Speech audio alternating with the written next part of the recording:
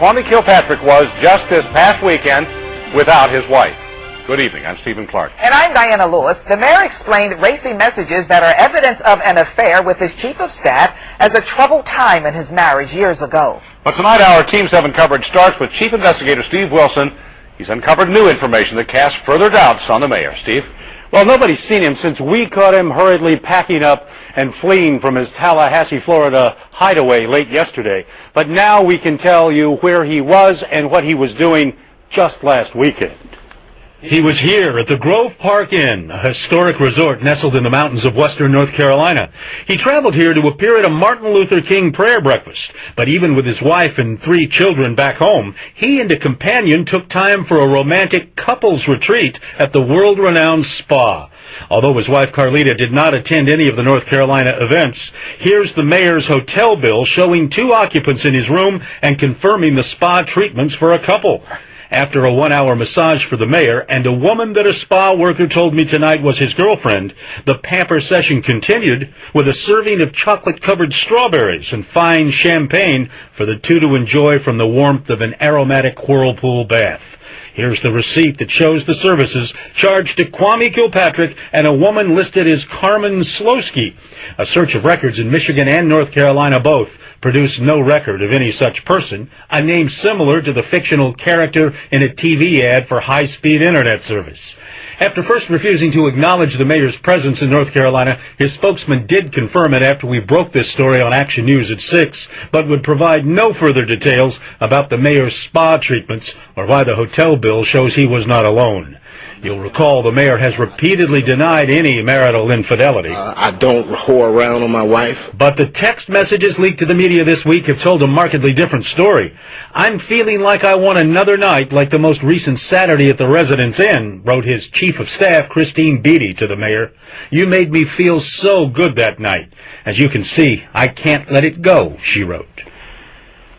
And, of course, the mayor now in a different kind of hot water because under oath just last summer, he denied any intimate relationship with Beatty or that the 2 were behind the firing of officers investigating Kilpatrick at that time.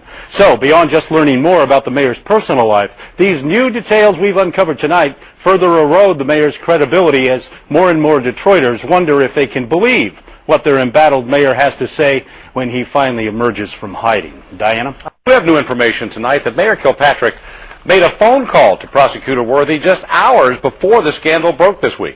Our partners at the Detroit News are reporting the mayor called Worthy right out of the blue Tuesday, saying he planned to remain neutral in the 2000 prosecutor's race, meaning he won't endorse any candidate running against Worthy.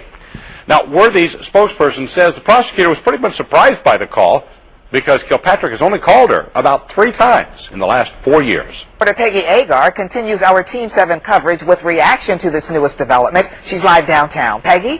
Well, Diana, as people downtown here have been watching Steve Wilson's report, even people who voted for the mayor are laughing at him tonight. The mayor's personal life is good for a few laughs on the streets of Detroit.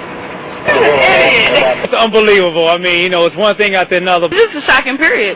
But if people watched Steve Wilson's latest investigation outside of Cobo, they were serious in calling for Mayor Kwame Kilpatrick's resignation. I really think Kwame needs to hang it up. If he comes out and say he's wrong, at least he's admitting to what he's doing. And he hasn't even done that. He's not taking care of the city.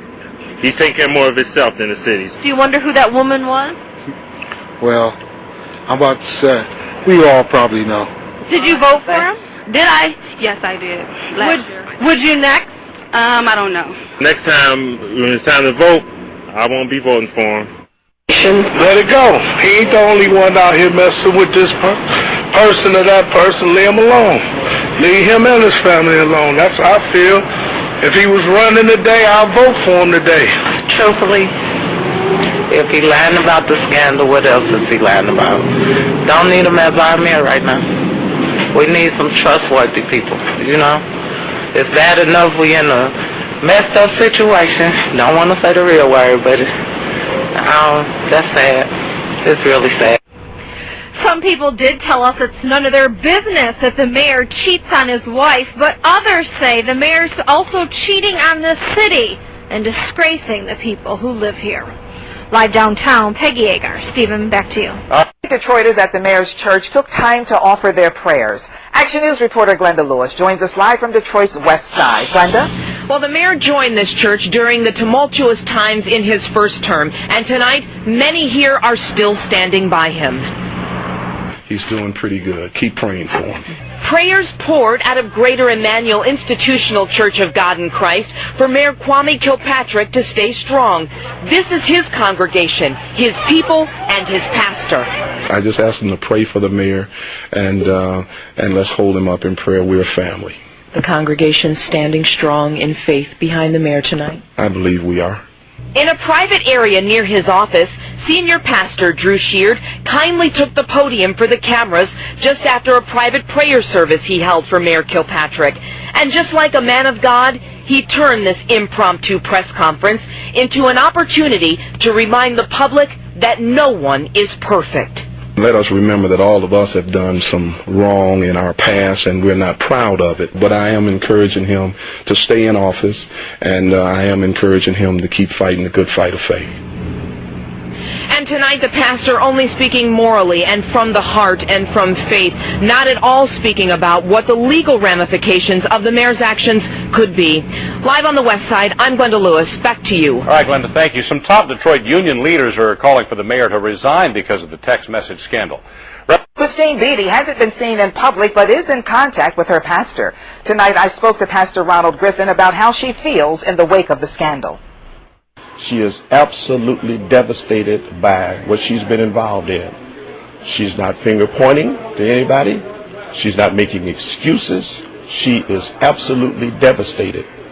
The full impact of all the lives that are touched, all the lives, her children and her other family members, is weighing on her now. She is devastated and ashamed. What do you say to the citizens of Detroit? I say to them, you have every right to be just as angry as you are. You should be disappointed because she disappointed us. Okay? And then when you get over that, you should be praying for her now. Pastor Griffin says he wants everyone to pray for Christine Beatty during this very difficult Has said Kwame Kilpatrick was set to return to Detroit yesterday from Florida. If he is here, the mayor has not yet appeared in public. Action News reporter Bill Proctor is outside the Manugian Mansion on Detroit's east side with the latest there. Bill? So far, there's no indication that the first family has returned here to the Manugian Mansion, but there is some pretty good evidence that yesterday they were down south. For a few moments, it appeared the entire Kilpatrick family had gathered outside of the 4-bedroom brick home on a golf course, the one that they own in Tallahassee, Florida. But the mayor and wife Carlita are familiar with the pursuit of a press corps hungry for content and still building on the scandal born of sexy text messages that he exchanged with his chief of staff. Soon, they were very much aware of the cameras trained on them from across the street. It appeared they were packing up the rental car to leave for home here in Detroit after their quiet place had been discovered, away from the city that twice elected him mayor. And so we remain outside of the mayor's mansion just as a convenience to him, just in case he decides that just maybe he wants to talk to the general public about this, and we are available in case he makes that decision. Hey, Carolyn, no surprise, really. Neither the mayor nor his chief of staff are at City Hall today, but up there inside the mayor's office, up on the 11th floor, the work of the city continues, and I'm told while the mayor is not here, it's the deputy mayor, Anthony Adams, who's running the day-to-day operations. I thought she did the kind of outstanding job that she's known for as our prosecutor in Wayne County. She made it crystal clear that she was following the law, that there would be a investigation. And him and his family alone. That's how I feel. If he was running today, I'll vote for him today. Truthfully, if he lying about the scandal, what else is he lying about?